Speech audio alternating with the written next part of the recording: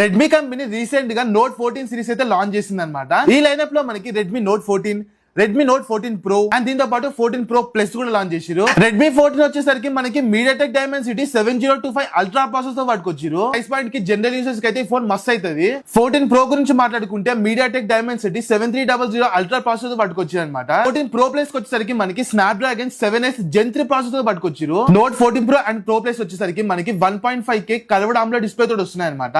120Hz refresh rate ఉంటుంది. Display quality కూడా చాలా బాగుంటది. ఒక ప్రీమియం ఫోన్ చూసినట్టు అనిపిస్తుంది. ఇది వచ్చేసరికి మనకి డ్యూయల్ స్పీకర్ తోటి వస్తుంది అన్నమాట. దీంతో పాటు డాల్బీ ఆటమ్స్ కూడా సపోర్ట్ చేస్తుంది. 14 ప్రో ప్లస్ మొబైల్ లో మనకి 50 MP Sony sensor and 50 MP telephotic sensor పట్టుకొచ్చారు. ఈ టెలిఫోటిక్ కెమెరా తోటి మనకి 2x అండ్ 5x ఫోటో తీసుకోవచ్చు. కెమెరా క్వాలిటీ కూడా చాలా బాగుంది.